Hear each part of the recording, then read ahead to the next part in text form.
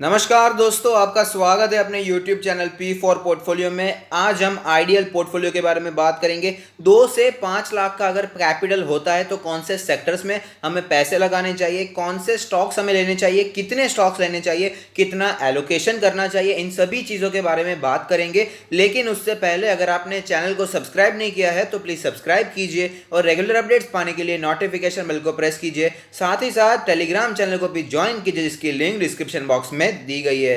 तो चलिए बात करते हैं इसी आइडियल पोर्टफोलियो के बारे में।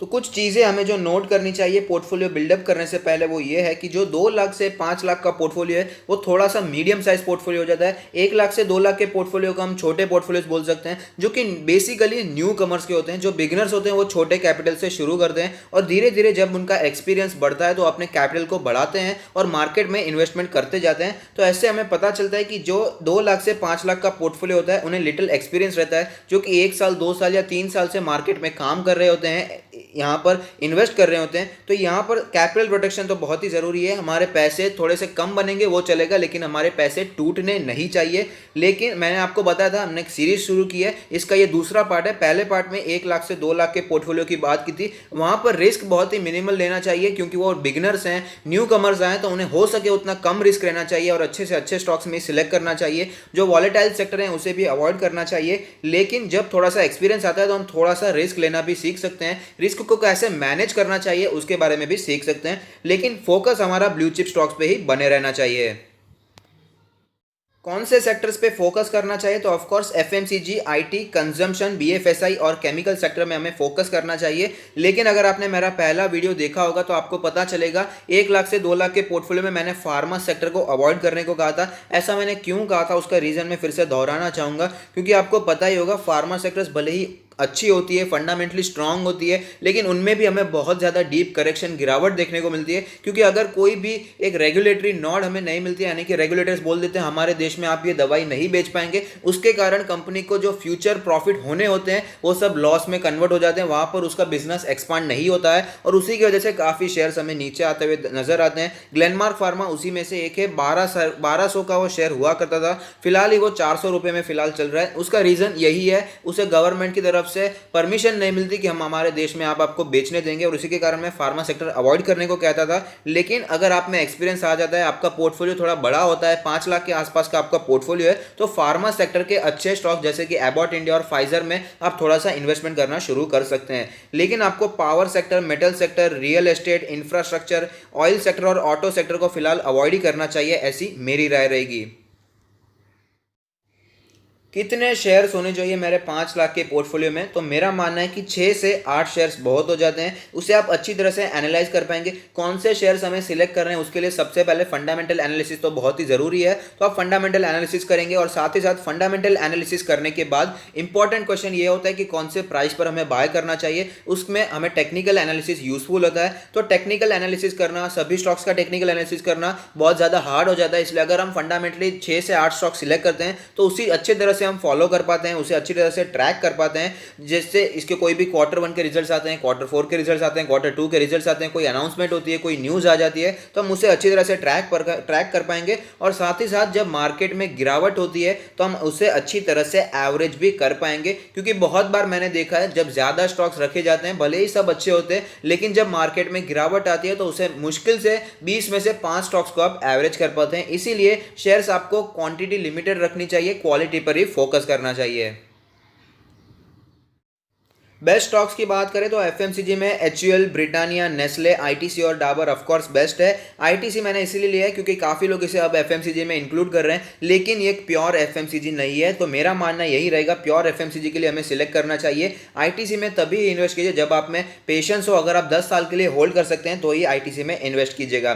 साथ ही साथ आईटी सेक्टर के टीसीएस, इन्फोसिस, एचसीएल टेक, साथ ही साथ और भी स्टॉक है, विप्रो है, टेक महिंद्रा है। लेकिन ये 3 शेयर्स हैं जो कि बेस्ट है। इनमें से आप कौन सा भी एक शेयर सिलेक्ट कर सकते हैं, उसे लॉन्ग टर्म के लिए होल्ड कर सकते हैं।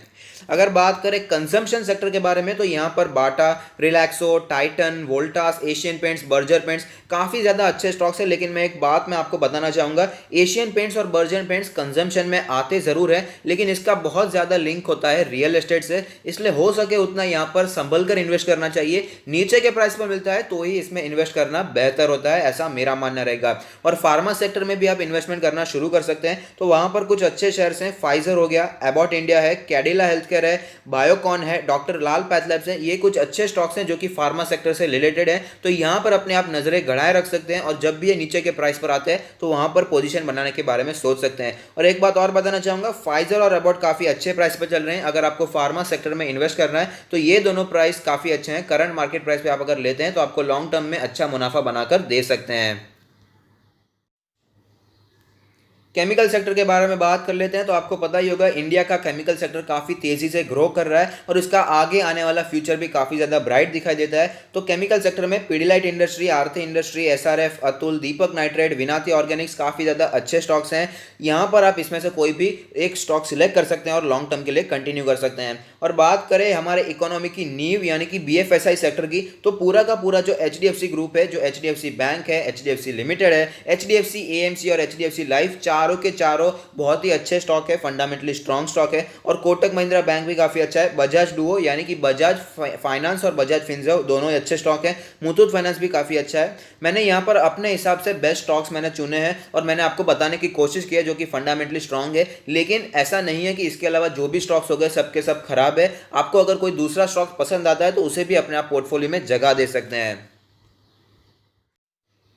एलोकेशन के बारे में बात कर लेते हैं। आपका पोर्टफोलियो 50,000 का हो या 50 लाख का, एलोकेशन में कोई भी डिफरेंस नहीं आएगा।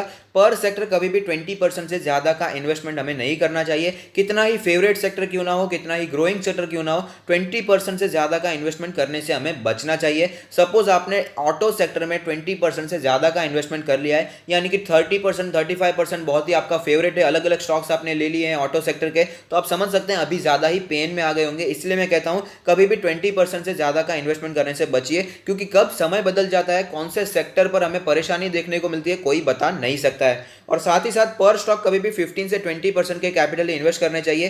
20% से ज्यादा का कैपिटल एक ही स्टॉक में इन्वेस्ट करना गलत होगा, भले ही कितना फेवरेट स्टॉक क्यों ना हो। सपोज आपको मारुति सुजुकी काफी ज्यादा पसंद है या फिर कोई भी आप स्टॉक ले लीजिए, एचयूएल आपको काफी ज्यादा पसंद है, तो वहां पर भी 20% से ज्यादा का पैसे एलोकेट करना प्रॉब्लमेटिक हो सकता है। क्योंकि हमने देखा इन्फोसिस जैसी बड़ी कंपनी, वहां पर भी हमें विसल ब्लोअर कंप्लेंट्स देखने को मिली थी। तो ऐसी सिचुएशन, कॉर्पोरेट इशू कभी भी आ सकते हैं। तो इसी वजह से मैं कहता हूं हमें डाइवर्सिफाइड पोर्टफोलियो रखना बहुत ही जरूरी है। 20% से ज्यादा का कैपिटल कभी भी एक स्टॉक में एलोकेट मत कीजिएगा। और सबसे इंपॉर्टेंट है कैश इन हैंड, 30% का कैश हमें रखना चाहिए, ऐसा मेरा मानना है। और मैं इसी से शुरुआत करता हूं। सपोज मेरा कैपिटल है 1 लाख रुपए का, तो सबसे पहले 30,000 को मैं अलग कर देता हूं। उसके बाद मैं सोचता हूं मेरे पास 70,000 है, उसी में से मुझे खरीदारी करनी है। ऐसे ही आपको भी करना चाहिए, ऐसी मेरी राय रहेगी। बाकी तो डिसीजन हमेशा आपका ही रहने वाला है।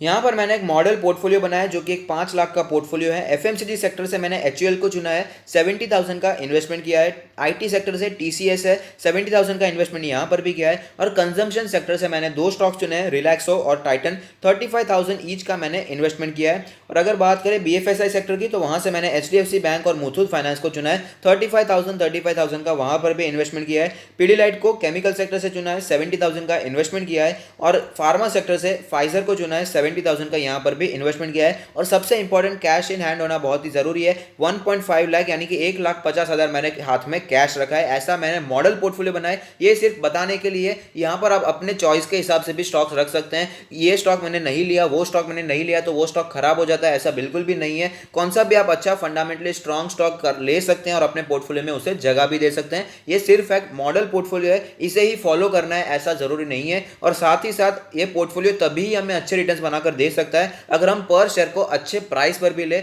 अगर आप 52 वीक हाई पर लेते हैं तो वहां पर हमें वापस करेक्शन भी देखने को मिल सकता है, इसके पूरे चांसेस रहते हैं। इसलिए अच्छे शेयर को अच्छे प्राइस पर लेना भी बहुत ज्यादा जरूरी होता है। तो अगर आपको ये आइडियल पोर्टफोलियो वाली सीरीज पसंद आती है तो लाइक कीजिए, शेयर कीजिए, कमेंट कीजिए, सब्सक्राइब कीजिए और मुझे मोटिवेट कीजिए। Thank you, stay happy, happy investing.